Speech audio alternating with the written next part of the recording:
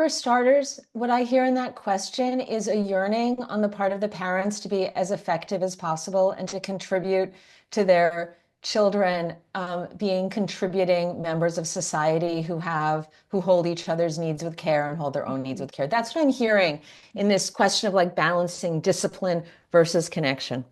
And I actually want to what I believe, my concern about that question, I believe that implicit in it is the idea that somehow there could be too much connection. Hmm. And I don't think that there can ever be too much connection. I believe that we know we've achieved sufficient connection when actually the need for discipline is not even relevant because everyone has tapped into their own intrinsic motivation for contributing to the solution. We've transformed the conflict into a dilemma and we've rolled up our sleeve and figure out what the new solution is going to be. And it's working for everybody. And so discipline is not even on the table. And so I had a chance to talk to a mother named Robin, who has a 9-year-old son named Cameron. And she was really struggling with this issue.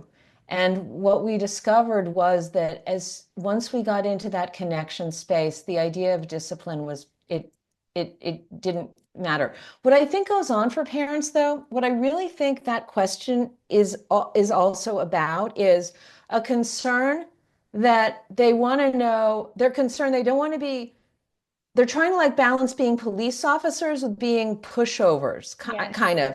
Yeah. And we don't want you to be either. Hmm. Let's have no police officers in parenting. Let's have no pushovers in parenting. Let's be in that field. Let's be advocating for our needs. Let's be helping our children advocate for their needs, and let's figure it out together. I love that. Yeah, so let's listen to the situation that Robin has found herself in with her 9-year-old, the struggle that they're having, which, when you hear it, you're going to probably think, well, maybe a discipline approach, maybe this is what's required here. Hmm. Tell me all about this conflict that you're having with your older son, Cameron, who is 9 years old. Well, in this situation is around eating, and he really eats really quickly and shovels his food in, and he has issues, bowel issues, and obviously digestion begins with your eating, and so we're trying to get him to slow down to see if that's going to help with the whole process of his digestion. When we bring this up to him to ask him to slow down, he just starts going faster. He wants to do the opposite of what we say. No matter kind of how we approach it, I've tried approaching it directly with, can you slow down? I've approached it with, explaining the digestion process. I've explained it from like trying to come in a playful way as pretending to be the food or pretending to be the teeth that need time to digest things. Just trying to come at it in different ways to help him slow down, to see if it helps the other side of things. So we understand what the problem is. And it turns out she's been grappling with this for a very long time. So you're going to hear in this next clip, which goes on for a while, but how absolutely essential it is for us as parents to understand what our own fears are that we're bringing to the situation before trying to connect with our child.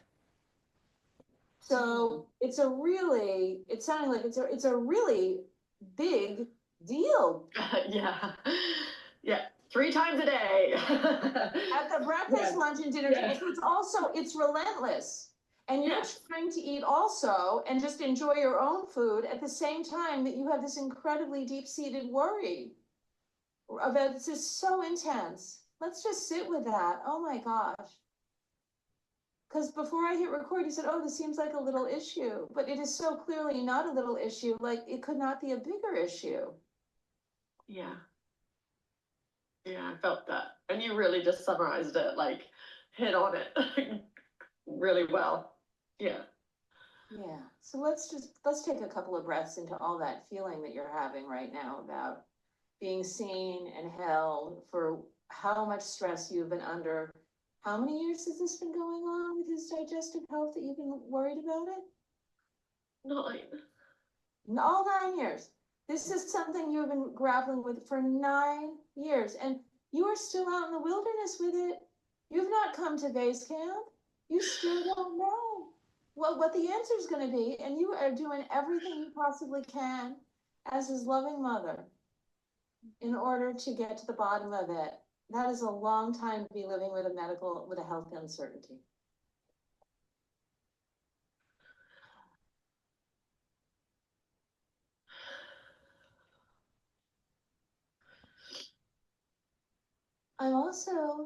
I'm sensing into an additional layer that I want to check out with you, that you also have a story you're telling yourself about this, which is that he's doing the opposite of what we want.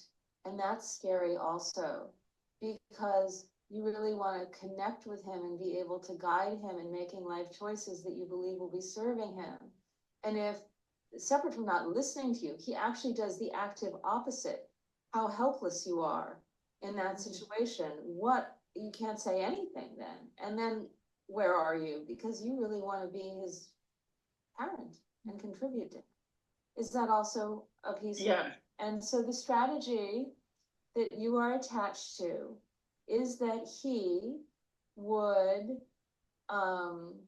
do what you want him to do when you tell him to do it, and that he take small bites and completely chew his food before putting any additional food in his mouth, and that he be monitoring where the food is in relation to his face and his clothing, and be, wiping off his mouth and things if anything is messy. This is the strategy that you are currently attached to. True? Have I captured it? Yeah. Okay.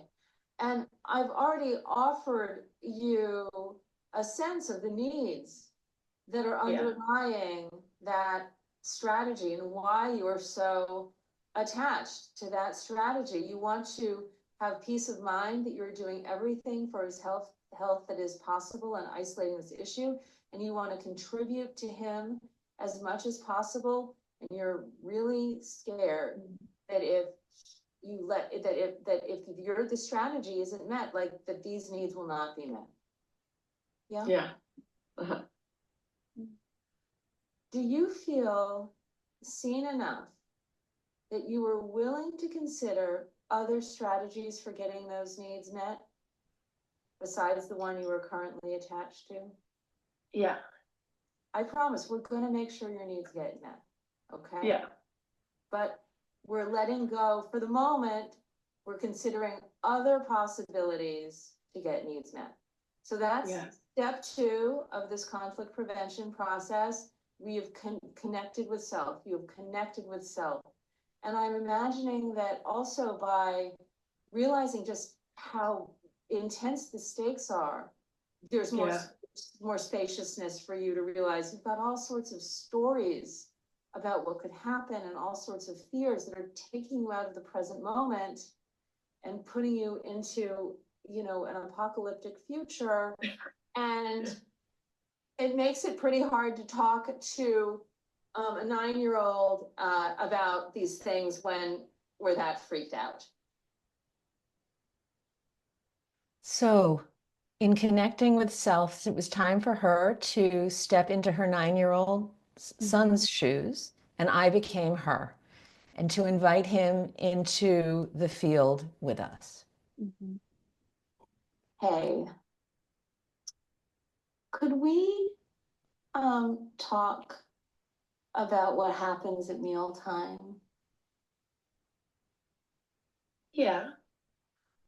Thank you for agreeing to that, because I know I've been really intense about it, haven't I? It's been a lot. You're just trying to get food in your mouth.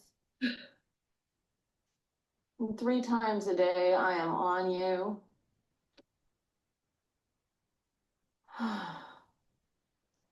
Would you tell me why? Would you tell me more about, when you're eating? what's going on for you when you're eating? I just really like the food and I'm hungry and I just want to eat it. The food is delicious and you're really wanting to get it into your belly. So good, yeah. It's so good. It's so good. Yeah, when I'm in touch with myself is when I eat something that's really tasty, I also like, yeah, to pace myself, I find that really challenging. Um, do you know what I'm concerned about and the reason why I'm asking you to slow down? Well, you said it's better for me to slow down. Okay, so he's now in connection, and she was doing some repair work right there for all the intensity that she's been bringing over the years to this situation. So important to acknowledge that for him to feel like they're in collaboration. So we came up with a new with the new strategy. We started to do it. It involved cutting things up into small pieces beforehand, just really tracking it, taking one piece, putting the fork down, and so it was going to be a stretch. Doing this felt like it was going to be a real stretch, but so I was checking out how much her son was willing to do this, and listen to what happens when it comes to this connection piece. Would you be willing for us to do this for a week? And we're gonna do some kind of like celebration party at the end of this week. We're gonna figure out like something that you really, because this is a big deal, and I'm getting it's a big deal. And when we come to the end of it, I'm gonna want to celebrate too, let me tell you. Yeah. So it could be something really fun that we do together, you and me, at the end of the week. Could we experiment with this? And we can track our progress, like as we're getting through this week together. Yeah. Yeah, can we do it all as a family, Mom? The thing at the end. Oh, absolutely. But I just had an idea. Yeah. Why don't all of us do the whole thing as a family? Why don't all of us cut up our pancakes into little itty bitty bits? And we're going to be a slow food. There's this whole movement, Cameron, called slow food. And all of us, Can we be sloths? Can we be sloths? Mom. we can dress in sloth costumes. We can do a tail. Like, I don't want to see hanging upside down from the tree because I'm just concerned we'll choke. But yes, let's be, all of us are going to be the sloth family for the whole week. And at the end, we're going to have some kind of Slothapalooza celebration, and we'll figure out what that is. Yeah. Yeah. Who needs discipline? I mean, this is something joyful, them now together figuring this medical issue out. Me again. If you enjoyed this video and would like to find out more about how to apply what I just discussed in your own family, you might want to get a free conflict prevention jumpstart kit. The details are in the description of this video. It includes strategies for turning every conflict into an opportunity for more trust and connection without giving up on anything that's important to you.